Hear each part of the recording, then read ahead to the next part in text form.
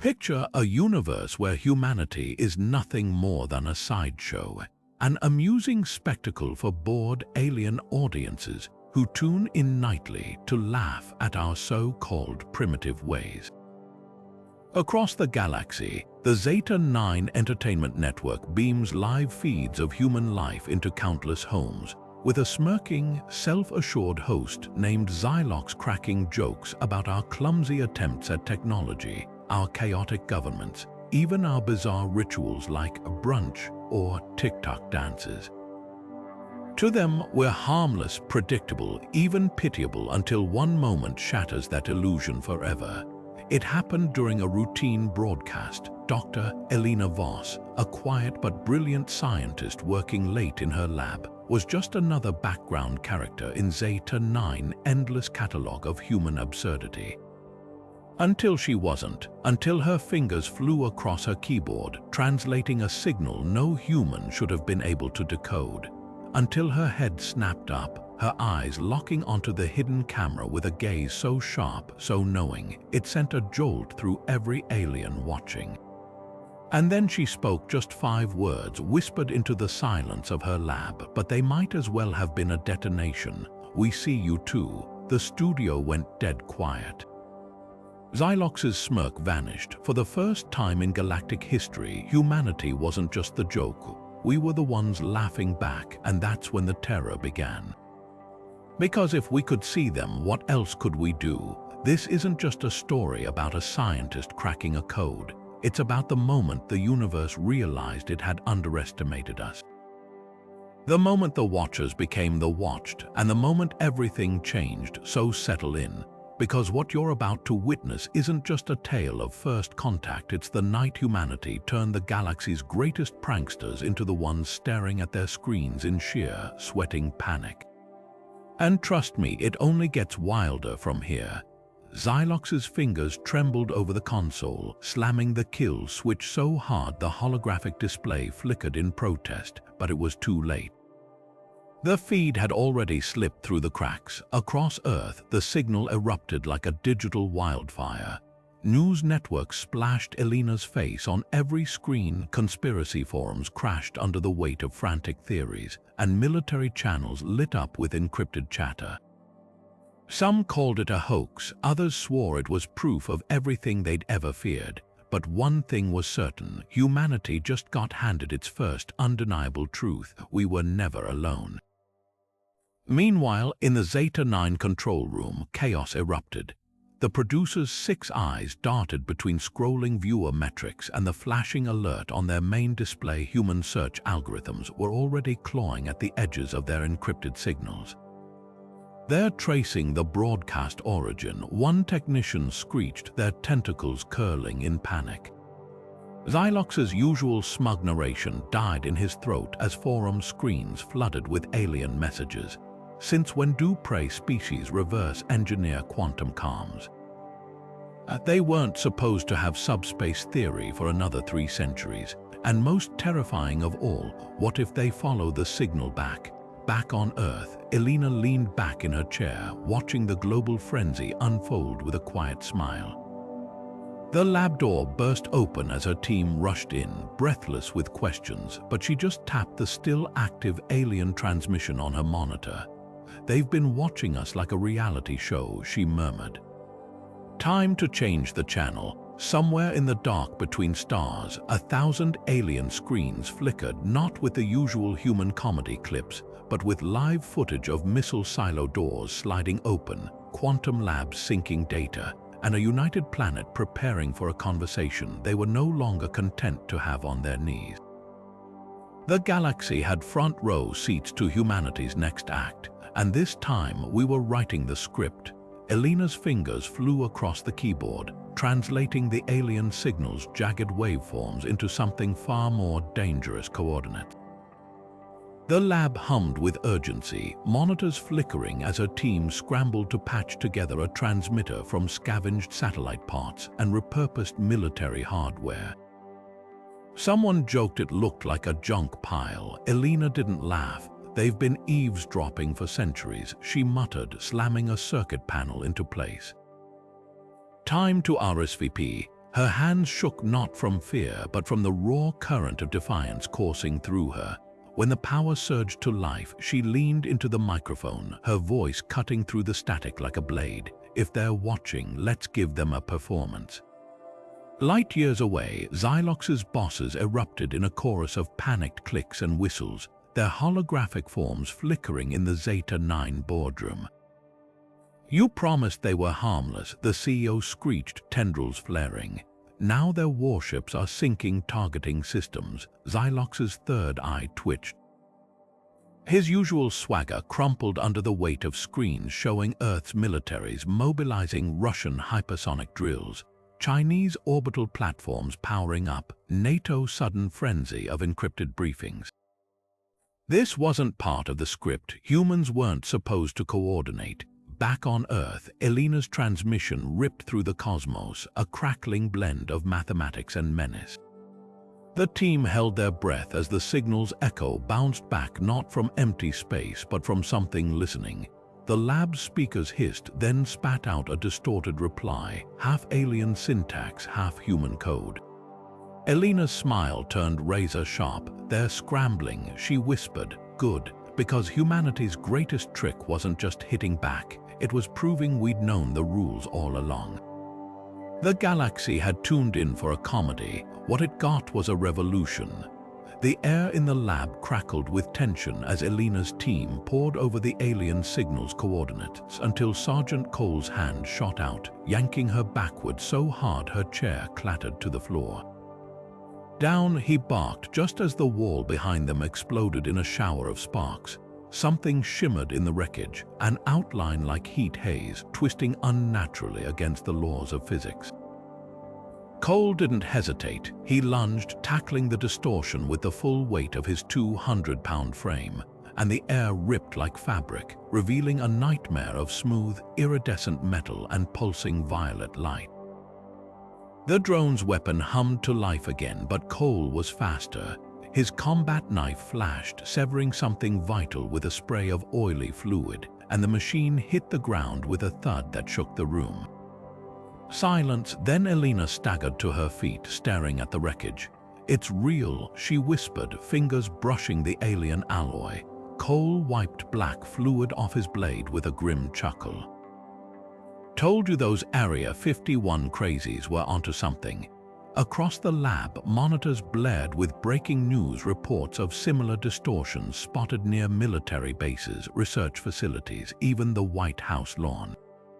The message was clear: someone up there was panicking, and panic made enemies sloppy. By dawn, the drone's carcass was being dissected in 7 countries. Engineers marveled at its gravity-defying propulsion. Physicists reeled at its quantum cloaking, but it was the cracked open data core that chilled them most.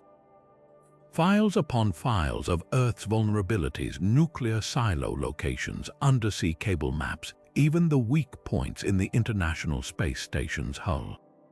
Not just observation, preparation. Elena's hands clenched around the wreckage. "They weren't just watching," she said. "They were studying us." Cole hefted his rifle with a grin. "Yeah, well, class is in session." The galaxy's most powerful entertainment network had just become its biggest liability. Because while the rogue factions scrambled to cover their tracks, humanity did what it did best: turned their enemy's weapon into a blueprint. Fighter jets streaked into the sky with reverse-engineered sensors. Submarines dove deeper with alien-inspired sonar. And in a bunker beneath Nevada, a dozen scientists crowded around Elena as she fed the drone's tech into their own prototype. The signal she sent back wasn't a plea, wasn't a threat. Just a single, looping image: the shattered drone with Earth's coordinates stamped over it in bold, bleeding red. The ultimate mic drop. Xylox's producers were apoplectic. Ratings had never been higher. The galaxy was glued to their screens, equal parts horrified and enthralled as humanity, the so-called primitive species, turned their own toys against them. And in the shadows, something darker stirred. Whispers of factions divided, of a civilization that had never faced a challenge to its dominance until now. The drone wasn't just proof, it was a spark, and the fire was just beginning to burn. Xylox's holographic ratings graph was climbing so fast it nearly overloaded the projector. Billions of new subscribers tuning in as Earth's networks blared live footage of scientists dissecting the alien drone. The Zeta-9 boardroom should have been celebrating. Instead, their CEO's tentacles coiled tight around the armrests as a human news anchor grinned into the camera. "Breaking update," the man said, holding up a data pad. "We've traced the drone's origin to a region of space our astronomers call, well, let's just say it's got a very hungry neighbor." The screen split, showing a star map with a flashing red dot right beside the gaping maw of the Cygnus X singularity, home to the galaxy's most notorious pack hunters. Xylox's third eye dilated in panic. He knew what came next before Elena even appeared on screen, her lab coat smeared with black alien fluid, her smile colder than deep space. "Funny thing about predators," she said, tapping the star map.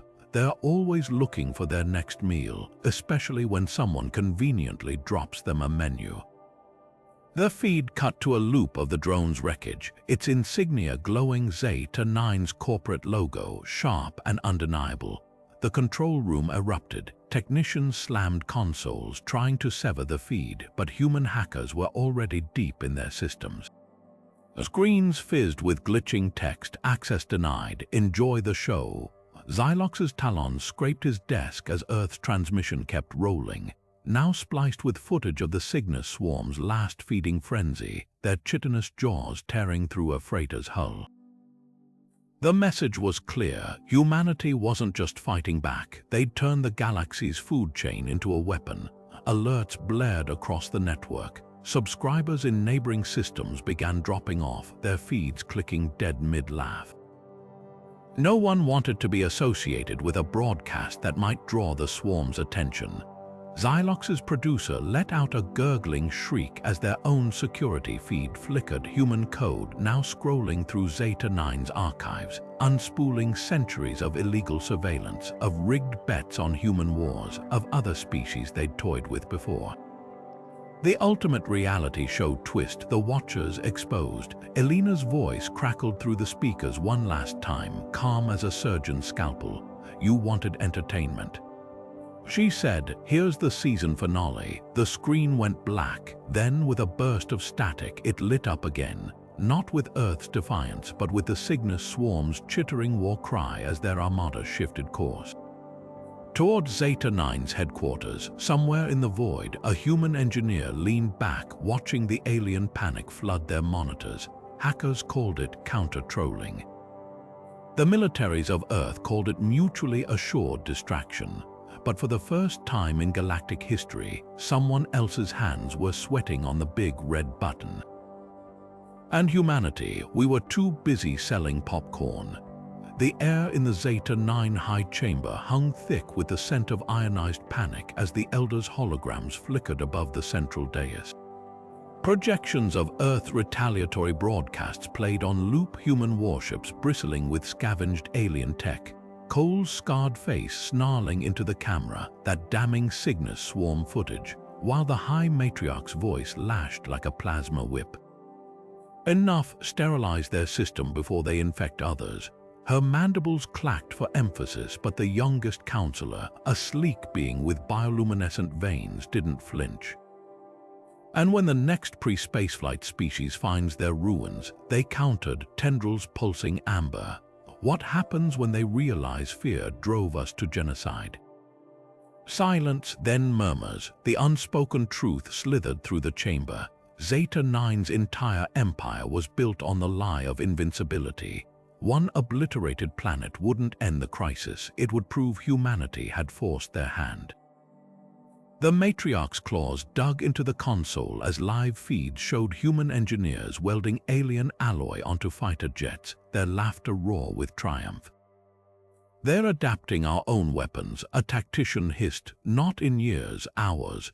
On Earth, Elena's team worked in frenzied silence, their stolen Zeta-9 transmitter humming as it hijacked the galactic frequency. The screen flickered, then millions of alien viewers gasped as Earth's united militaries snapped into focus. their retrofitted arsenals gleaming under floodlights. Cole's armor was half alien tech now, his rifle's barrel glowing the same violet as the drone's weapon. He spat blood on the lens, grinning. You wanted front row seats. The camera panned to rows of missiles being loaded, each warhead stamped with scrambled Zeta 9 coordinates. Here's your close-up. The high chamber erupted. Dissenters seized the moment, slamming data streams onto every screen, human social media surging with solidarity memes. Engineers across continents sharing blueprints in real time, even children sketching anti-alien defense schematics. Look at their cohesion under threat, the young counselor shouted. Annihilate them and you make them martyrs, leave them alive, and they become the feed cut to Elena, calmly wiring a Zeta 9 power core into a human satellite. Teachers, they finished. Somewhere in the void, a Cygnus swarm scout detachment pulsed toward the commotion, their mandibles dripping with anticipation. The galaxy held its breath, and humanity, we kept broadcasting. The Zeta 9 headquarters had never seen riots before, not in its 3,000-year broadcast history. But as the live feeds from Earth played on loop, showing human engineers jury-rigging alien tech into weapons faster than the network could censor them, the streets outside Xylox's studio erupted. Protesters smashed holographic billboards with their bare tendrils, their bioluminescent markings flaring crimson with fury. You provoked them. A six-limbed civilian screeched, hurling a data crystal that shattered against the studio's reinforced doors. Inside, Xylox cowered behind his desk, his once glossy carapace dull with sweat as security drones struggled to hold back the crowd. His third eye twitched toward the monitors, Earth's militaries moving in eerie unison, their stolen tech humming to life. The laughter in his voice from earlier broadcasts was gone, replaced by a shrill tremor. They were supposed to be divided, they were supposed to squabble over scraps. High above the chaos in the Council's orbital spire, Elder Virin stared at the same footage, her four hands clenched so tight the veins pulsed like live wires. The human defiance wasn't just coordinated, it was choreographed. Satellite feeds showed Japanese and American warships sharing propulsion schematics. Russian and British scientists passing notes over encrypted channels. Even the notoriously fractured UN had transformed overnight into a war room, their debates replaced by the crisp snap of orders. We thought they were animals, Virin muttered, watching a human engineer weld alien alloy with a blowtorch as casually as another species might peel fruit. But animals don't declare war on the zoo. Back on Earth, Elena watched the alien riots unfold on a stolen Zeta 9 feed, her fingers drumming against a crate-marked property of Area 51. Cole barked a laugh as a particularly creative insult, something involving Xylox's parentage, and a black hole flashed across the screen. Turns out their viewers have standards, he said, racking the slide on his modified rifle. Elena didn't smile. They're scared, she corrected, tapping the feed's metadata. Not of us, of what we're revealing. The screen split, showing the protesters' signs, not just anger at Zeta 9, but demands for transparency, for accountability. For the first time in galactic history, an empire built on secrecy was learning what happened when the audience realized they'd been lied to. In the studio, Xylox's producers staggered into frame, their exoskeleton cracked from a thrown projectile. "We're losing subscribers by the billions," they wailed. The monitor behind them told the real story, not just cancelled accounts, but entire systems blacking out their Zeta 9 receivers. Nobody wanted to be the next target of humanity's borrowed teeth. Xylox opened his mouth to spin it, some quip about dramatic ratings when the feed cut abruptly to static. Then, with a hiss, it resolved into Elena's face, her eyes cold as deep space. "You wanted a show," she said softly. The camera pulled back, revealing rows of missiles pointed skyward, their guidance systems locked onto the faintest echo of Zeta 9's transmission signal. "Now you've got one." The protesters outside the studio froze. The council's debate stalled mid-sentence. Somewhere in the dark, the Cygnus swarm adjusted their course, drawn by the scent of weak prey. And for the first time since humanity had cracked the cosmic joke, the galaxy fell utterly silent, not in fear, not in anger, but in the dawning realization that Earth hadn't just broken the fourth wall, we'd set it on fire. Elena's fingers danced across the drone's cracked navigation core, peeling back layers of alien code like skin from a wound. The lab's holoscreen flickered as the data resolved, not just star charts but flight logs, security protocols, even the faint thermal imprint of a pilot's hand on the controls. And there, buried in the drone's final trajectory update, was the jackpot, a set of coordinates so precise they made Sergeant Cole's combat knife freeze mid-twirl. "That's not a broadcast hub," he breathed, watching the star map zoom in on a molten orange planet studded with crystalline spires. "That's their home." Across the globe, humanity's stolen alien tech whirred to life in unison. In a Shanghai bunker, engineers welded a Zeta-9 power core into a repurposed ballistic missile. In Nevada, programmers fed the drone's decrypted coordinates into a guidance system jury rigged from 3 satellite dishes and a gaming PC. And in Elena's lab, the final keystroke sent a surge through the makeshift transmitter. Not a plea, not a threat, but a single line of human text scrawled across every frequency the galaxy could hear. "Tune in at your own risk." The missile roared into the sky on a pillar of fire and fury, its hull vibrating with the strain of cobbled-together tech. Xylox's producers caught the launch on their feeds a heartbeat too late. Panic erupted as tracking systems locked onto the projectile's trajectory straight toward the shimmering domes of the Zeta-9 executive enclave. The studio's holograms dissolved into chaos, showing council members scrambling for evacuation ships, defense grids powering up in jagged bursts, and Xylox himself staggering back from the camera, his carapace blanched gray with terror. "They're amateurs," he shrieked, claws scraping at the console. "They can't even." The feed cut to static. On Earth, monitors lit up with the missile's live feed streaking past Jupiter, then Pluto, then the Kuiper belt, its camera shaking but unwavering. The galaxy held its breath because humanity hadn't just cracked their encryption or repurposed their weapons. We'd turned their own entertainment model against them, broadcasting their panic in real time to every corner of the cosmos. And as the missile's payload, a warhead filled not with explosives, but with every incriminating file Zeta-9 had ever leaked about other species, entered its final approach, Elena leaned toward the mic. "You wanted ratings," she whispered. The missile detonated 50 kilometers above Xylox's capital, scattering data pods like glitter across the stratosphere.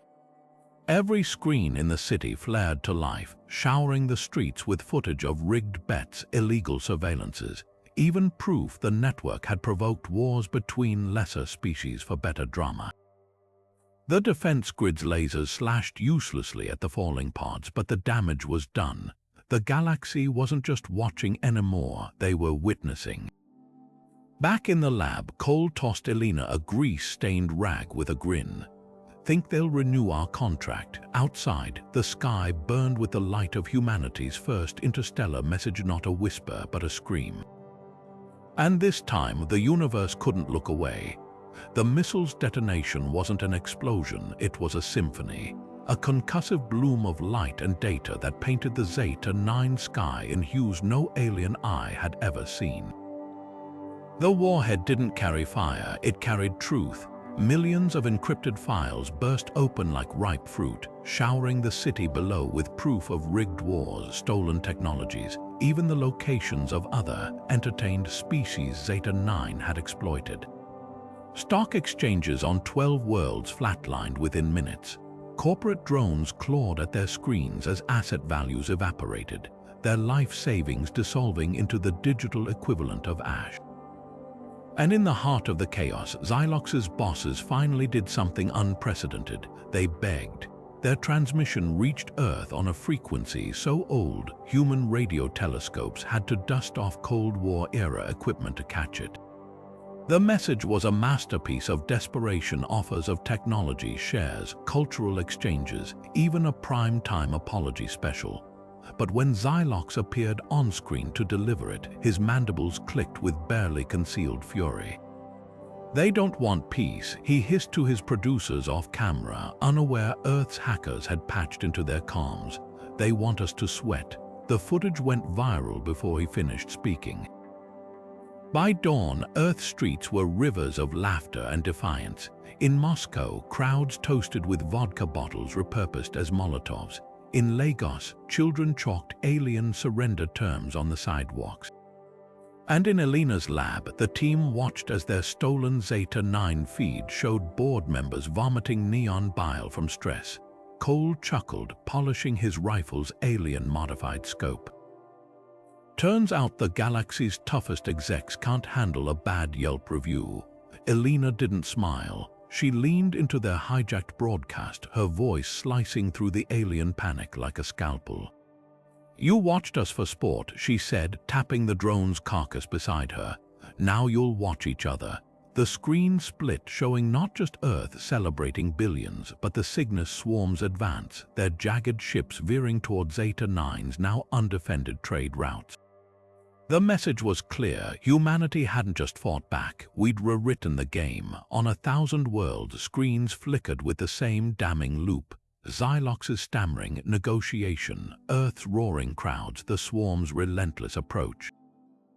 Markets kept crashing, governments toppled, and in the silence between transmissions, a new sound echoed across the cosmos, the creak of a throne built on lies finally beginning to crack. The footage hit the galactic networks like a supernova raw, unfiltered centuries of human history, stolen from Zeta-9's deepest archives and splashed across every rival broadcast channel by a disgruntled intern. Wars that scarred continents, pandemics that culled millions, entire civilizations rising from ashes again and again, their survivors stacking bones into ladders just to climb higher. The alien audience watched, rapt and horrified, as humanity's darkest hours unfolded not as cautionary tales, but as preludes to something far worse, our refusal to stay defeated. Xylox's replacement host, a sleek linguist named Vixa, lasted exactly 47 minutes into her debut broadcast before the panic set in. She'd been hired for her melodic voice, her calm demeanor, not to narrate footage of human soldiers charging machine gun nests with bayonets or doctors synthesizing vaccines in bombed-out labs. The final straw was a grainy clip from the Cold War, two enemy pilots crippling each other's planes mid-air, then working together to land the wreckage. Vixa's third eye dilated as the humans shook hands in the snow. "No," she whispered, her carapace flushing crimson. "No, no, no, they bond over near death." Her chair clattered to the studio floor as she bolted, screeching to her producers, "Find another puppet, I won't narrate our extinction." Back on Earth, Elena's team erupted in laughter as the leak spread. Cole rewound Vixa's meltdown 3 times, howling as her voice cracked on the word bond. But Elena was fixated on the footage itself, not the violence but the aftermath. The rubble cleared, the treaties signed, the way humans dug mass graves one day and planted orchards over them the next. "They're scared of the wrong thing," she murmured, zooming in on a child's chalk drawing from the Blitz, a stick figure family under a smiling sun. "It's not our chaos that terrifies them, it's our recovery." The data didn't lie. Alien social platforms flooded with frantic analyzers, 56% resilience rate in nuclear near-extinction events. Why do their cities grow taller after every collapse? And most damning of all, they treat apocalypses like season finales. Panic-think pieces trended galaxy-wide, dissecting humanity's uncanny habit of weaponizing our own suffering. A historian on Rigel 7 put it best: "You cannot break a species that uses its fractures as footholds." Zeta-9's boardroom descended into pandemonium. Executives clawed at the wall screen, trying to scrub the leak, but it was too late. Their competitors had already spun it into docodramas. Humanity, the galaxy's ultimate survivors, aired to record numbers, complete with dramatic recreations of Shackleton's voyage and the siege of Leningrad. Viewers wept over toddlers sharing rations in bomb shelters, then recoiled as those same toddlers grew up to build space programs. The message was undeniable: humanity didn't just endure. We evolved through trauma, and in the shadows something shifted. Whispers rippled through the galactic underclass species who'd been exploited, worlds ground under Zeta-9's heel. They watched the footage of humans rising from ruins, and for the first time in millennia, a single word slipped into their lexicons, untranslatable but electric: hope. The network's grip on the narrative was crumbling, because the truth, once seen, couldn't be unseen.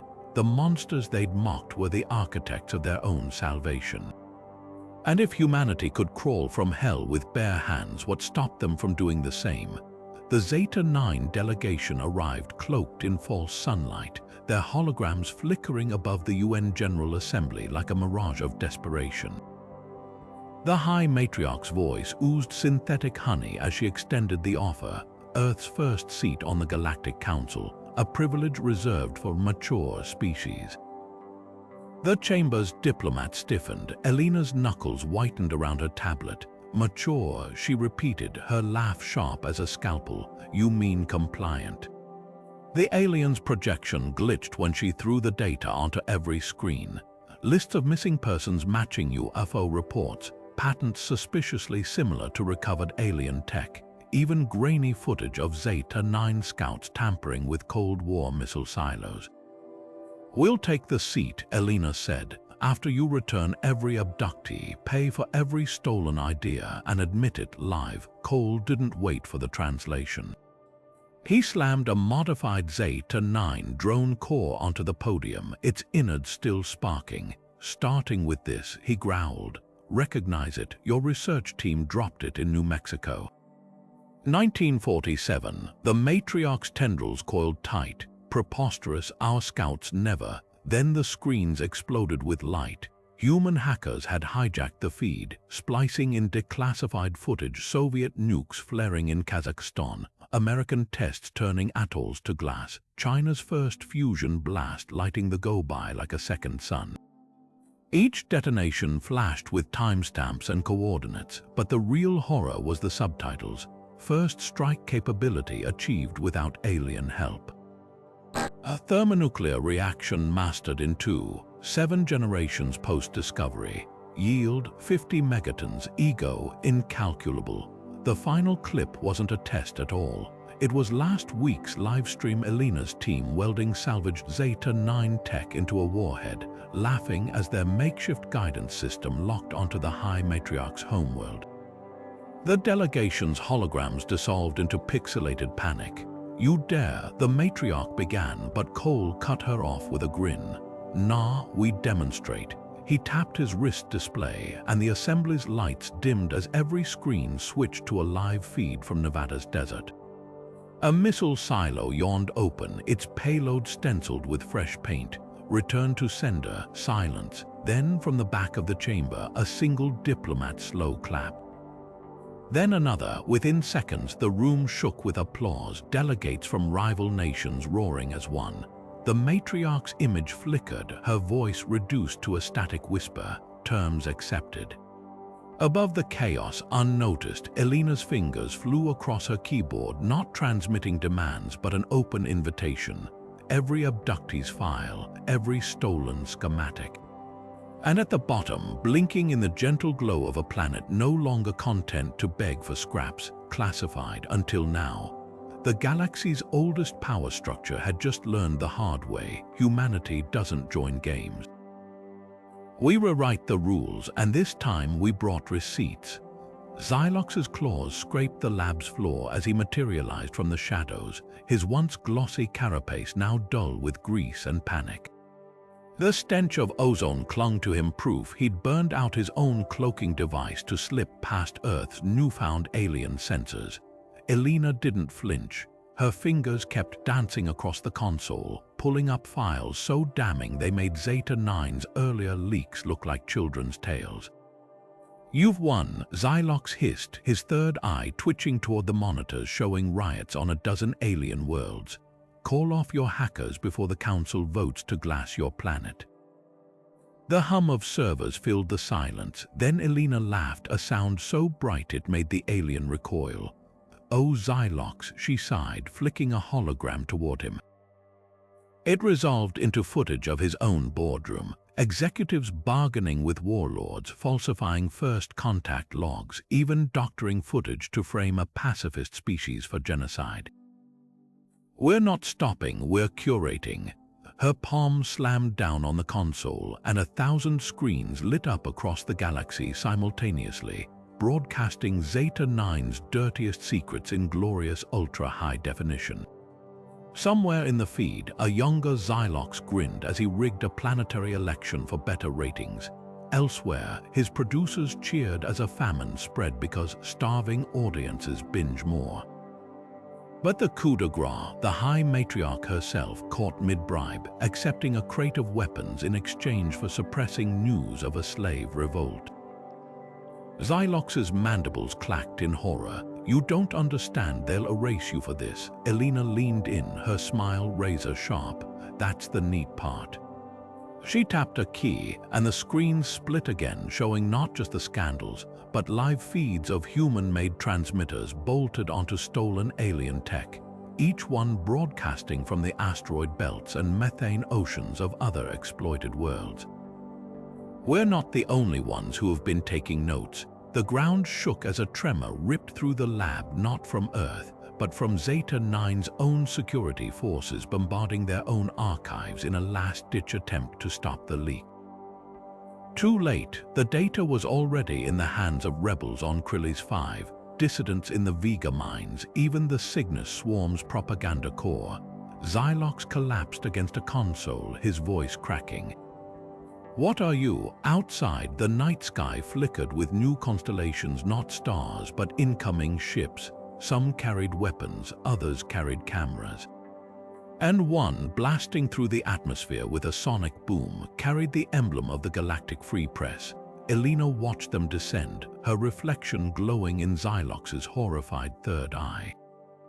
"What we've always been," she said, "a story no one controls anymore."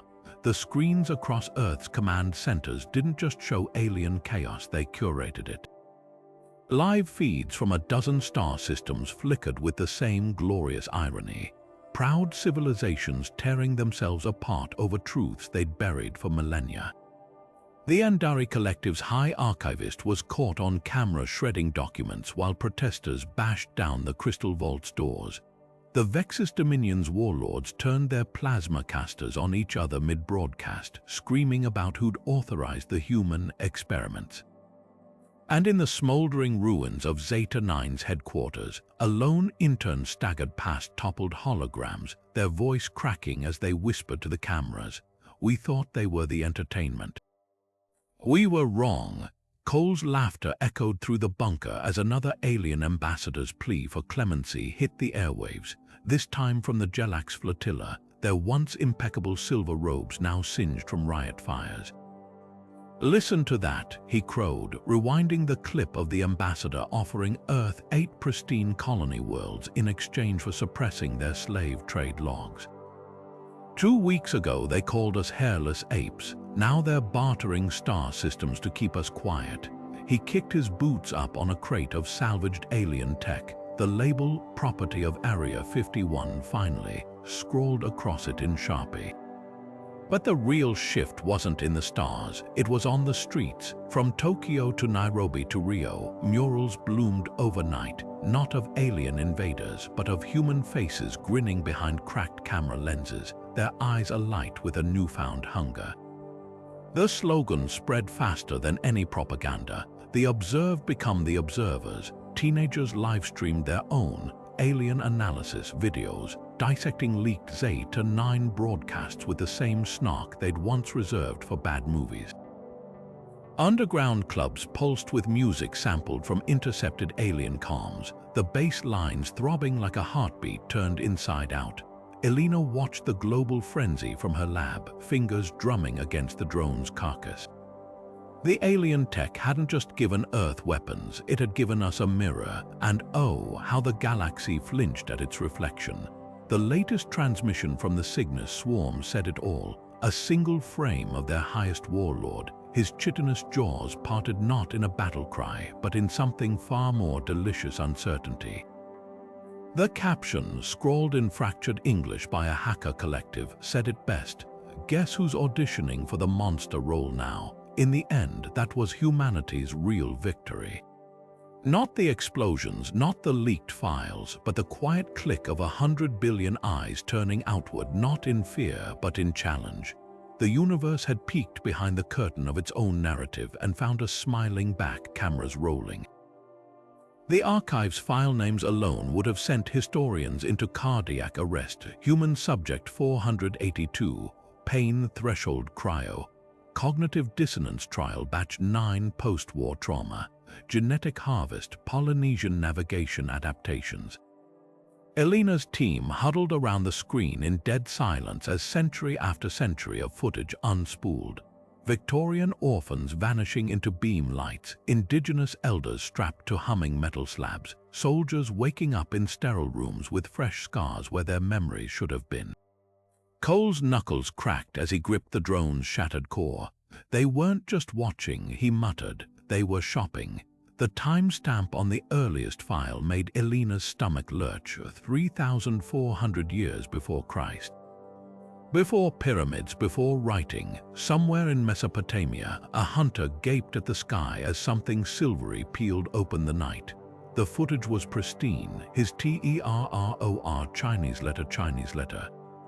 She didn't bother editing, no dramatic music, no captions, just raw data vomited onto every frequency the stolen Zeta-9 transmitters could reach. The galaxy's screens lit up with a woman's ice-cold narration over horrors. This one's from 1947.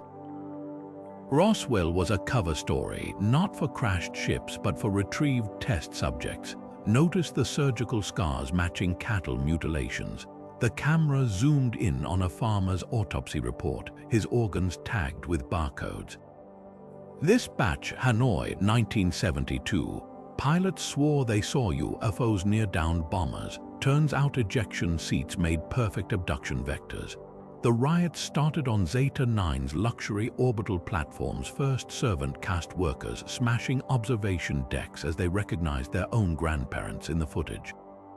Then it hit the core worlds. Legislators were dragged from their pods by citizens screaming about stolen children, about diseases that conveniently spared the elite, about entire cultures gutted for entertainment. The High Matriarch's last broadcast lasted 11 seconds before her own guards turned the cameras on her. It was sanctioned research. She shrieked too late as the feed cut to protesters chanting humanity's new gift to the galactic lexicon, never. Again, back in the lab, Elena watched the carnage unfold with a sniper's calm. The archive's final folder glowed on her screen, current harvest, neural mapping, accelerated war trauma. She tapped it open to reveal 21st century faces, soldiers, disaster survivors, even a few conspiracy bloggers who'd gotten too close. Cole's breath caught at the most recent timestamp, 3 hours before their own drone attack. Outside, the sky burned with incoming ships, not invaders but defectors, scientists, whistleblowers, a ragged armada of the galaxy's dispossessed, drawn to the one species that had finally, viciously, turned the lights on. Elena greeted them with an open mic and a smile like a scalpel. "Welcome to Earth," she said. "Let's talk justice." The ambush hit like a lightning strike, 3 shimmering figures materializing from thin air, their cloaking fields dissolving just in time for Elena to see the plasma rifles aimed at her chest. The lab's alarms barely had time to wail before the first shot seared past her ear, vaporizing a server rack in a shower of sparks. She ducked behind a workbench, fingers scrambling for the emergency transmitter, but the aliens moved with eerie precision, their insectoid eyes locking onto her heat signature. Silence the primary asset, their leader hissed, rifle charging with a whine that promised no survivors. Then the wall exploded. Cole's squad crashed through the reinforced steel like it was cardboard, their armor cobbled together from scavenged alien plating and painted with crude Earth insignias. His modified rifle barked first a stolen Zeta-9 pulse cannon jury rigged to fire backward, its discharge ripping through the lead alien's shields like tissue paper. "Funny," Cole growled, kicking the twitching body aside as his team fanned out, their weapons humming with barely contained overloads. "You came to silence us." He tapped his helmet cam and 1,000 Galactic screens lit up with the feed. "But we're live streaming this." The firefight lasted 17 seconds. 17 seconds of human ingenuity versus alien arrogance, of plasma bolts deflecting off welded scrap metal, of Cole's sergeant jamming a combat knife into a foe's weapon port, of Elena calmly narrating each weakness into the open mic. Their knee joints fail under lateral pressure. Watch.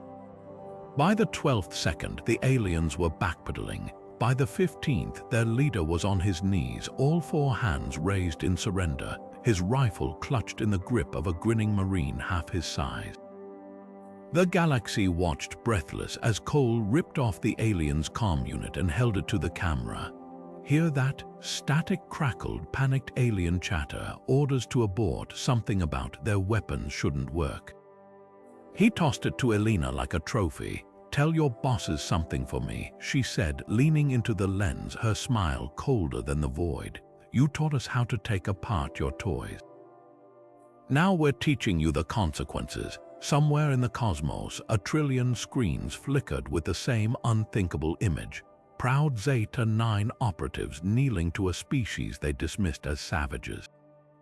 And in the silence between gunshots, a new sound crept into the feed: laughter. Human, unfiltered, and utterly, devastatingly unafraid. The cell door hissed open, revealing Xylox slumped against the wall, his once glossy carapace now dull under the flickering prison lights. Two hulking guards, his own species, their armor marked with the insignia of the new rebellion, dragged him forward without ceremony. His claws scraped uselessly against the floor as they hauled him into the bright chamber where Elena waited, her fingers steepled over a simple audio recorder. She said nothing as they forced him into the chair, just slid the device across the table with a quiet click that echoed louder than any shout. "Tell it," she murmured. "Start with what you thought we were, end with what you learned." Xylox's third eye twitched toward the observation window, where a dozen alien factions watched through the glass species once oppressed by Zeta-9, now standing shoulder to shoulder with human generals. His mandibles worked soundlessly for a moment before the words came, brittle with defeat. "We called you the Sol Comedy," he rasped. "Your wars, your politics, even your suffering curated into digestible clips for dinner viewing." A shudder ran through his segmented limbs. "The audience loved how you tore yourselves apart. We banked on it." Elena leaned in, her shadow swallowing him whole. And now, the recorder captured every ragged breath as Xylox's gaze darted to the screens behind her, live feeds of Earth's rebuilt cities, of human engineers teaching liberated slave castes to jury-rig weapons from scrap, of children on 100 worlds doodling Earth Alliance logos in the margins of their homework.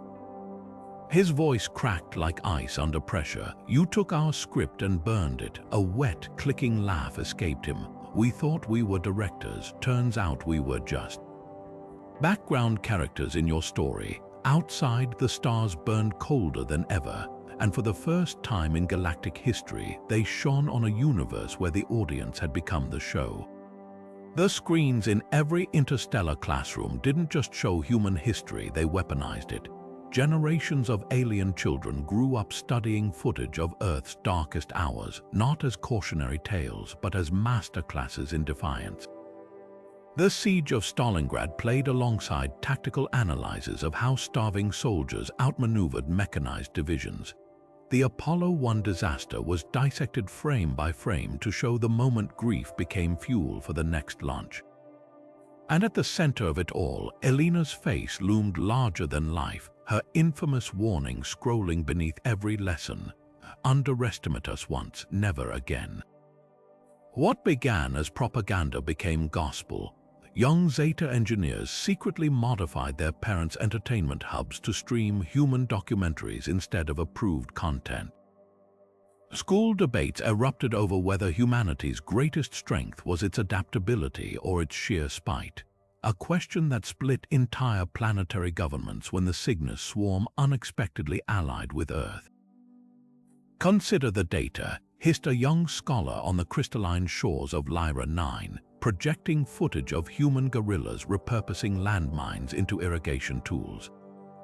They turn weapons into plowshares mid-battle. What happens when they reverse the process? The Galactic Council learned the answer the hard way, when their emissaries arrived to negotiate the removal of incendiary human curriculum. They found every seat in the chamber occupied by a hologram of Elena, 600 identical smiles sharp enough to cut glass. The real Elena spoke from Earth's lunar command hub, her hands clasped behind her back as assault drones the size of continents shimmered into view behind her.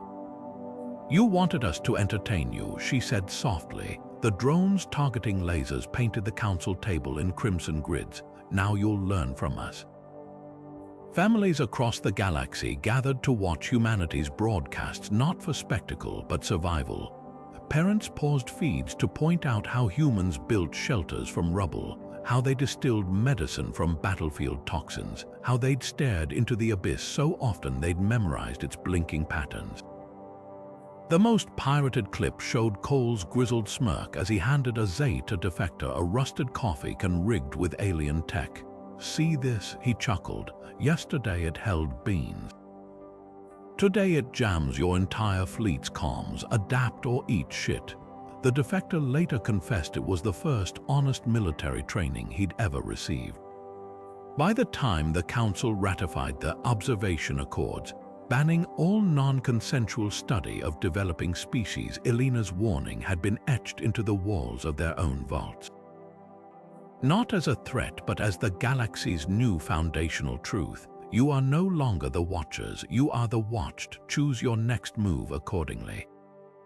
And somewhere on Earth, a child pointed to the night sky, not with wonder or fear, but with the calm assurance of a player who'd finally learned the rules of the game. Cole's boots hit the Xyloxian docking platform with a thud that echoed through the pearlescent terminal, his grin widening as the delegation of six-limbed diplomats recoiled from the sound.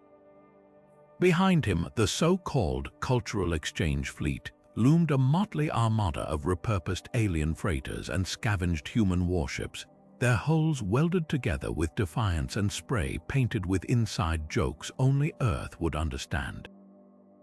One vessel's designation had been crudely altered from Zeta 9 Observational Probe #447 to Humanity's Middle Finger. Cole stifled a laugh as the lead ambassador's bioluminescent stripes flickered from polite aqua to panic orange. "Relax," he said, thrusting out a calloused hand. "We don't dissect everyone we meet." The ambassador's central eye pulsed as they gingerly extended a segmented limb, clearly recalling leaked footage of human scientists dismantling Zeta drones with unsettling cheer. The handshake lasted precisely 1.7 seconds, just long enough for Cole to feel the alien's chitinous palm tremble before jerking away. Behind him, his squad bit back laughter as they unloaded gifts, crates labeled Terran delicacies that clinked suspiciously of homemade grenade casings, data pads preloaded with every embarrassing Zeta 9 broadcast, and most devastating of all, a holographic projector looping footage of the High Matriarch's surrender speech set to yakety sax. Xylox's homeworld had prepared for war. They'd fortified their spires, trained their plasma batteries on the approaching fleet, even drafted evacuation plans. But nothing could have prepared them for humanity's true weapon, the sheer, unrelenting awkwardness of being understood, as Cole's engineers cheerfully demonstrated how to hotwire a Zeta 9 comms array. "See, your bosses hate this one trick." The realization dawned in the ambassador's twitching antennae. Earth hadn't come to conquer, they'd come to collaborate on their own terms. By dusk, the planet's news feeds were aflame with footage of human soldiers teaching alien younglings to arm wrestle, of grizzled sergeants trading ration recipes with starved-out kitchen drones, of Cole himself perched on a crystal bench, patiently explaining the concept of roasting to a horrified and then fascinated group of Zeta journalists. "So wait," one whispered, their recorder trembling. "You verbally eviscerate friends to strengthen social bonds." Cole's smirk could have powered a small city. "Buddy, you haven't lived till you've seen a Marine reduce his buddy to tears over his mom's cooking. Then you share a beer." The galaxy watched, equal parts mesmerized and terrified, as humanity's fleet became a traveling circus of psychological whiplash. One moment, engineers were handing out schematic for terraforming tech with open source codes. The next, they were casually mentioning how those same schematics could reroute a planet's core into a bomb. The lesson wasn't subtle: cross us and we'll glass your cities, respect us and we'll teach you to grow gardens in the ashes.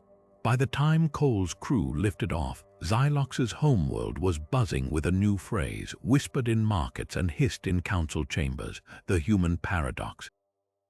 A species that could dismantle an empire with a wrench in one hand and a peace treaty in the other. That could make you flinch from a handshake 1 second, then trust them with your children the next.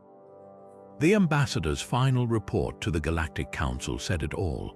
Do not mistake their laughter for weakness. Do not mistake their openness for naivety. And never assume you've seen the full depth of their strategy. Somewhere in the void, Elena watched the feeds with a hunter's patience. Let the galaxy chew on that revelation. Respect born from fear was brittle, but respect born from dread and awe, that was unshakable. The signing line stretched 3 blocks, snaking past holographic displays of Xylox's once smug broadcast face juxtaposed with screenshots of his latest 5-star reviews. His claws trembled slightly as he scribbled dedications in the margins of How to Survive When Your Pets Become Your Overlords, a title that had sparked equal parts outrage and nervous laughter across the galaxy. The crowd was a mosaic of species: former Zeta 9 execs in discreet cloaks, human college students snapping holos, even a few Cygnus swarm scouts lingering near the back, their chitinous hides polished to a diplomatic sheen. Then the murmurs began, a ripple of recognition, then silence, then outright cheers as Ambassador Elena Voss strolled into the bookstore, her Earth Alliance pin glinting under the lights. She didn't need a security detail. The way the crowd parted for her said everything. This was the woman who'd turned their stolen tech into a revolution. Xylox's third eye dilated as she plucked a copy of his memoir from the stack, flipping straight to the chapter titled, "The Day the Comedy Became the Director." "Still narrating, Xylox?" she asked, her voice carrying the same razor's edge amusement that had once haunted his nightmares. The alien's mandibles clicked in a sigh as he signed the title page with a flourish that cost him dearly in pride. "Some things never change," he muttered, pushing the book toward her. Elena's smirk deepened as she traced the dedication, "To the only species that rewrote the script mid-scene. Please don't dock my pension." The holocams caught every second the way Xylox's bioluminescent stripes flickered turquoise with unease, the way Elena's thumb lingered on the word pension like a chess player savoring checkmate. But the real spectacle came next. She pulled a slim data chip from her pocket and laid it atop the book. "Your publisher forgot a chapter," she said sweetly.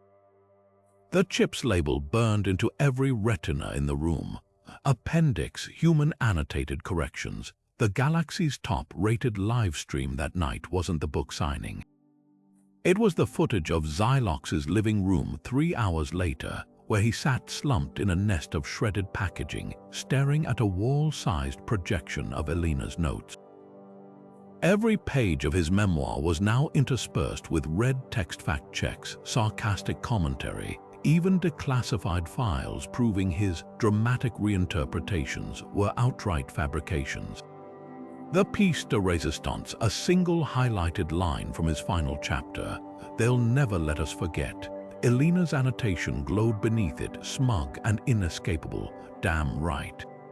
In the quiet hum of his apartment, Xylox did something no Zeta 9 audience had ever witnessed. He laughed, not the polished chuckle of a host, but the ragged, surrendering gasp of a man who'd finally met an opponent worthy of the title. Outside his window, Earth's orbital defense platforms glittered like diamonds, each one stamped with the same phrase that now topped the Galactic bestseller list: property of humanity. No refunds. The nursery walls on Xylox Prime hadn't displayed the traditional fractal art of their ancestors for years, not since the first human cartoons had leaked onto the galactic net. Now, holographic projections of muscle-bound Earth soldiers and sly human engineers flickered where soothing mandala patterns once floated, their exaggerated swagger imitated by a new generation of hatchlings. One particularly rebellious youngling had even dyed his carapace a garish pink human style. He insisted, though no human had ever actually looked like that. His elder's thorax vibrated with frustrated clicks. "You're missing 2 limbs and an exoskeleton," the elder muttered, but the hatchling just flexed his spindly arms in what he believed was a cool Earth pose, knocking over a priceless family heirloom in the process. Classrooms fared no better. Where young Zeta scholars once recited the graceful poetry of the 9 matriarchs, they now slouched in their seats, peppering lectures with mangled human phrases. "Bruh," sighed a particularly exasperated instructor after their 3rd attempt to explain why yeeting oneself off the dormitory spire was biologically inadvisable. Even meal times weren't safe. Traditional nutrient paste sat untouched as hatchlings clamored for human chow, their mandibles dripping with stolen recipes for something called chili dogs, though no one had successfully replicated Earth's mysterious processed cheese product. The elders' private feeds overflowed with encrypted complaints. One high-ranking matriarch's message went viral after she accidentally broadcast her rant galaxy-wide. First, they demand decentralized governance because humans do it. Then they refuse arranged clutch bonding, citing bodily autonomy. Now my offspring insists on sleeping horizontally because Earthlings don't molt upright. Beneath her seething words, the comment section erupted with gleeful younglings spamming human memes, most featuring a smug-looking primate captioned, "Skill issue." Even the entertainment industry couldn't escape. Zeta 9's once dignified historical dramas now battled raucous new holoshows like Humans Gone Wild and How to Human in 30 Painful Cycles, where contestants attempted to replicate Earth customs with disastrous results. A particularly infamous episode showed a Krillian ambassador trying to high-five a Cygnus swarm member, an act that ended with 3 broken limbs and a viral remix set to human techno music. But the real shift came when the first inter-school petitions started circulating demands for human-style education reforms, complete with recess periods for strategic frolicking and group projects to simulate post-apocalyptic tribalism. The elders stared at the proposals in mute horror, their antennae drooping. One particularly ancient scholar collapsed onto his cushion with a groan that echoed through the generations. "We didn't just lose the war. We bred our own cultural insurgents," and somewhere on Earth, a teenage hacker grinned at their screen, watching alien youth rally under self-made banners reading, "Eat the matriarchs" in wobbly human glyphs. They hit a key, flooding the galaxy's feeds with one last gift, an antique Earth video of a punk rock concert, its anthem blaring across the stars as a new generation found its voice. The elders would never admit it, but the music was alarmingly catchy. The distress signal tore through subspace like a scream, its encryption so primitive it could only mean one thing: the galaxy's so-called protectors were desperate. The council chamber's holograms flickered with panicked dispatches, entire star systems going dark, fleets swallowed whole by something lurking just beyond the sensor grid. Not the Cygnus swarm, not even the Zeta remnants, something older. The High Matriarch's voice trembled as she addressed the one frequency no alien dignitary had dared ping in decades. "Earth Command, this is a priority black request." We require static, then a dry chuckle. Cole's grizzled face materialized on every screen in the chamber, his retirement villa's palm trees swaying behind him like he hadn't just ignored a galactic SOS to finish his margarita. Priority black, he took a slow sip, the ice clinking mocking against the glass. That's cute. Last I checked, priority was your fancy code for human problem, human solution. The aliens flinched as he leaned forward, his prosthetic arm, scavenged from a Zeta drone clicking ominously. Tell me, how's that non-interference policy working out now? The chamber erupted. Delegates shouted over each other, waving casualty reports like they were bargaining chips. One particularly frantic ambassador from the Lyra Concord actually offered trade routes until Elena's face replaced Cole's, her smile colder than the void between galaxies. Routes we already mapped when we reverse-engineered your scout ships, she said sweetly. The aliens' frills deflated. Cole's laughter crackled over the calm, followed by the sound of a safety clicking off. Payback time, kids. Somewhere off-screen, engines roared to life. Not the sleek hum of alien drives, but the gut-shaking thunder of human warships retrofitted with stolen tech and pure, unfiltered spite. Let's show 'em why you don't piss off humans. The first transmission from the battlefield wasn't a status update.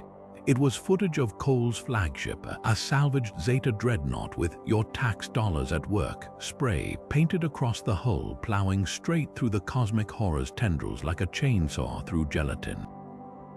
Human engineers whooped in the background, their jury-rigged weapons tearing holes in reality itself. Turns out, Cole radioed, his voice barely audible over the chaos. Your unkillable elder god really hates improvised neutron bombs. By the third hour, the galaxy learned something terrifying. Humans didn't just fight monsters, we studied them. Cole's squad broadcast every weakness in real time, how the entity recoiled from certain frequencies of heavy metal music, how its membranes split under precise applications of acid-tipped railgun rounds, how it screamed when Elena's hackers fed it a corrupted data packet of every embarrassing Zeta 9 blooper reel. The creature that had devoured civilizations, reduced to flinching from a species that weaponized cringe. When the dust settled, the Council's surrender terms were handwritten on a napkin from Cole's favorite beach bar. 3 demands: full disclosure of all hidden threats, open archives of every species' stolen history, and underlined twice, stop calling us primates in official memos. The High Matriarch signed without reading, her claws shaking. As Earth's fleet pivoted homeward, Cole opened one last channel to the stunned galaxy. "Y'all forgot the oldest rule in the book," he said, peeling off his bloodied armor to reveal a T-shirt reading, "I survived cosmic horror, and all I got was this lousy existential dread." His grin could have powered a star. "Never corner a rat, especially," he added, tossing a spent shell casing at the camera, "one that's learned to build nukes." The armada streaked across the void like a knife through silk, jagged silhouettes of scavenged alien hulls welded to human frames, their patchwork armor glittering with stolen tech and defiance. Every ship bore the scars of ingenuity. Zeta 9 shield generators bolted to rusting Earth cruisers, Cygnus swarm thrusters jerry-rigged into launch bays never meant to hold them, entire bulkhead spray painted with crude slogans like "Property of Earth please return if found," and "Speedy delivery service payload apology not included." Cole's flagship, the uninvited guest, led the charge, its prow a Frankenstein monstrosity of 3 different alien warships smashed together with the grace of a sledgehammer and the stubbornness of duct tape. Elena's voice crackled across every frequency the galaxy could hear, her tone calm as a surgeon's scalpel. "Attention, cosmic audience," she began, and a trillion screens flickered to life, forced to bear witness. The footage wasn't the sleek, sanitized war coverage Zeta 9 had once peddled. This was raw, unfiltered human chaos, engineers welding mid-battle, pilots jury-rigging targeting systems with wrenches and prayer, a Marine in the background chugging something flammable from a mug labeled "World's Okayest Gunner." Watch closely, Elena murmured as the uninvited guest barrel rolled through a hail of plasma fire, its patched hull screaming in protest. This is how you survive. The enemy armada had expected polished war machines, gleaming dreadnoughts, the cold efficiency of a species that fought by the rules. What they got was a flying scrap heap piloted by creatures who treated physics like a suggestion. Cole whooped as his ship's stolen Zeta cloaking device, modified to project the illusion of a middle finger, flickered in and out of reality, confusing enemy targeting arrays. "Eat saboteur, you overgrown fireflies," he roared, slamming a fist onto a console labeled, "Do not touch seriously." Steve learned the hard way. The ship shuddered, then vomited a cloud of nanites stolen from a Krillian research vault, nanites programmed not to dismantle, but to reassemble enemy munitions into working toasters. Across the battlefield, human ingenuity metastasized. A bomber crew, realizing their payload was stuck, kicked open the bay doors and manually shoved warheads into the void with broom handles. A mechanic whose name tag simply read Dave probably rerouted engine coolant into the coffee maker to keep the bridge awake during a 30-hour dogfight.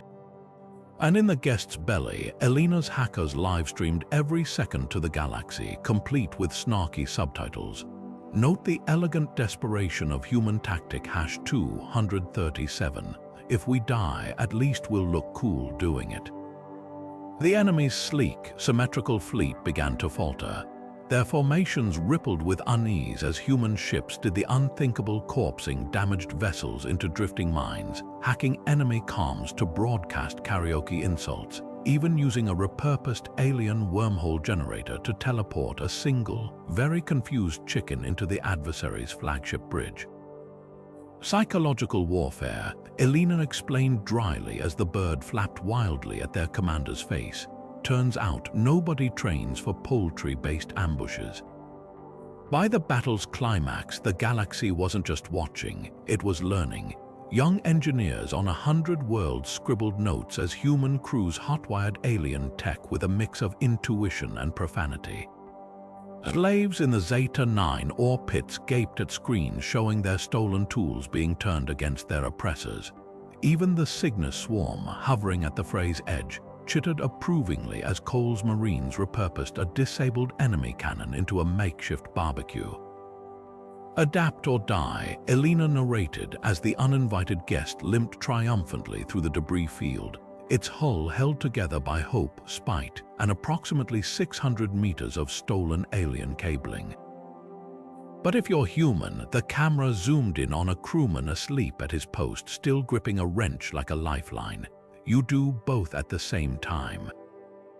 The transmission ended not with a victory fanfare, but with static, and the faint, unmistakable sound of someone in the background yelling, "Who the hell welded my toolbox shut?" It was messy, it was reckless, it was undeniably human, and as a trillion alien screens went dark, the galaxy trembled with a revelation. The species they'd mocked as primitive hadn't just won the battle. They'd rewritten the definition of victory itself. The enemy flagship's pristine formation buckled like a house of cards in a hurricane as the uninvited guest plowed sideways into their flank, its shredded armor screeching against alien alloy. Tactical screens across the galaxy lit up with the spectacle human vessels weaving through plasma fire with the grace of drunken acrobats. Their maneuvers so unpredictable, even the battle computers short-circuited trying to calculate trajectories. A Zeta 9 admiral gaped at the feed, his mandibles slack. Their ramming as a distraction. Behind him, engineers feverishly recalibrated their shields, only for the sensors to blare a new horror. Half the human fleet had suddenly vanished from scopes. Not cloaked, rebooted mid-battle using a stolen Krillian override code spliced with a human video game cheat. Cole's laughter crackled through the comms as the enemy vanguard erupted in confusion, their own weapons turning sluggish from the malware Elena's team had embedded in their targeting systems, a virus disguised as a peace treaty attachment. Classic human diplomacy, he wheezed, dodging debris as the guest's starboard thrusters sputtered, held together by literal bubblegum and prayer. Nearby, a Cygnus swarm liaison stared at the carnage, his chitinous plates rattling. "You faked surrender just to upload that corruption script." Cole wiped engine grease off his brow, grinning. "Hey, you guys taught us the best tricks are the ones you don't see coming." The galaxy watched, equal parts awe and terror, as human tactics dissolved into beautiful chaos. A bomber crew ran out of missiles and hand-cranked their bay doors open to dump spare parts onto pursuing fighters. A Marine repurposed a broken plasma rifle into a makeshift flamethrower using ration pack alcohol and a shoelace. And in the battle's crowning absurdity, the guest's comms officer, a former jazz musician, discovered that the enemy's AI targeting systems shorted out when exposed to a perfect B-flat played through the ship's PA at maximum volume. Alien allies murmured among themselves, their bioluminescent markings flickering with unease. "They fight like animals," whispered a Rigelian tactician. His commander didn't look up from the footage of humans hotwiring a disabled enemy cruiser's core to explode in time with their retreat. "No," she corrected softly. "Animals follow instinct. These creatures invent new rules mid-game." Cole's face filled the screens again as the guest barreled through the dissolving enemy lines, its hull held together by hope and stolen alien epoxy. "Y'all keep calling us insane," he said, patting the cracked console like a beloved mutt. "But let's be real, you're the ones who handed us the blueprint." The camera panned to the ship's makeshift memorial wall, where a single phrase was scrawled in grease pencil above a mountain of salvaged alien tech. "Thanks for the toys." Sincerely, the primitives. Somewhere in the void, 1,000 alien generals revised their worst-case scenarios, because humanity hadn't just broken the rules of war. We'd set them on fire and were roasting marshmallows over the flames. The council chamber's crystalline walls shuddered as Elena's bootsteps echoed through the sacred space, once reserved for elder species, now hosting a woman in grease-stained tactical gear. She didn't bother with the traditional bow, just flicked a data chip onto the obsidian negotiation table, its impact cracking the veneer of diplomatic decorum. "We're not asking," she said, while Cole's squad stacked crates behind her marked Archives 137 uncensored. High Elder Virix's frills flushed violet as she reached for the chip until the holograms activated. Every screen in the room lit up with footage no Elder wanted seen again. Secret weapons testing on pre-spaceflight worlds, blackmail ledgers stretching back millennia, even the infamous Harvest incident where Zeta scouts had accidentally terraformed a paradise planet into a sentient mold colony. "This is extortion," Virix hissed, but the tremor in her vocal sac betrayed her. The other Elder's bioluminescent markings dimmed in real time as Elena's thumb hovered over a detonator-sized button labeled Galactic Wi-Fi on. Cole leaned against a pillar, casually cleaning his nails with a combat knife forged from melted-down Zeta drones. "Funny thing about dirty laundry," he mused, watching a Rigelian ambassador hyperventilate at footage of his species' smuggling ban tech. "Once it's aired, you can't stuff it back in the closet." The chamber's tension thickened as Elena tapped her wrist display. Live feeds from Earth's news networks flickered to life, their headlines screaming, "Second date, a dump imminent." What happened next wasn't negotiation. It wasn't even surrender. It was the sound of 17 elder species signing the same document so fast their styluses sparked. The treaty's first clause glowed with delicious irony. Earth Alliance granted permanent High Council seat, voting rights retroactive to all past decisions. The second was simpler, no take-backsies. As Elena pocketed the signed accord, the chamber's ancient hologram projectors, repurposed from scavenged Zeta tech, flashed one final image, Earth's moon, now visibly engraved with a kilometer-wide middle finger facing the galactic core.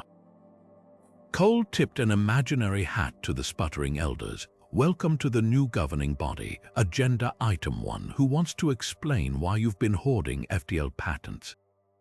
Somewhere in the cosmos, an intern at Zeta 9's ruins pressed play on humanity's greatest hit, a remix of the Elders' panicked signatures set to "We Are the Champions." The galaxy would never be the same, and frankly, we were just getting started. Xylox's third eye adjusted to the harsh studio lights as the crimson, Humanity Unleashed logo pulsed behind him, its jagged font a deliberate middle finger to Zeta 9's old sleek typography. The control room buzzed with human technicians, one chewing gum loud enough to fracture the silence, another slapping a sticker labeled "I survived the primate uprising" onto a console. The alien's mandibles twitched in what might have been a smile. "Live in 5, a producer barked, and Xylox straightened his tie, a human affectation he'd adopted with sardonic pride. The camera drone's word to life just as Earth's latest triumph splashed across the galaxy's screens. Footage of a Martian colony repurposing a scavenged Zeta dreadnought into a hydroponic farm, its missile bays now overflowing with tomatoes. Xylox's voice, once dripping with condescension, now carried the weary awe of a converted heretic. Day 372 of Earth's improvised reign. He began, gesturing to the feed where engineers welded solar panels onto the warship's plasma cannons. Note the elegant pragmatism of turning weapons that once glassed cities into salad generators. A beat. The tomatoes are allegedly spicy enough to melt Krillian esophageal linings. Progress ratings spiked instantly, not just from former Zeta 9 subscribers, but from species who'd never dared tune in before, miners on the Vega belts, Krillian dissidents, even a clandestine Cygnus swarm hive that allegedly pirated every episode. The comments section overflowed with alien slang mangled through human memes, big find out phase energy, and when the lab rats start peer reviewing the scientists. Xylox's producer, a spry young human with a nose ring and a stolen Zeta encryption key, cackled as the metrics scrolled past. Most watched broadcast in galactic history again. Back on set, Xylox sipped something dark and caffeinated from a mug reading "World's Okayest Defector."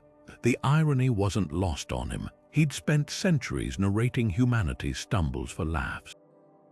Now, his highest-rated segment was a tearful breakdown of Earth's 12-step program for overcoming galactic oppression, complete with stock footage of Cole Arm wrestling a Rigelian admiral over trade disputes. The joke, he mused during a particularly viral monologue, is that they're still entertaining us, just not in the way we expected. The coup de grace came during the season finale.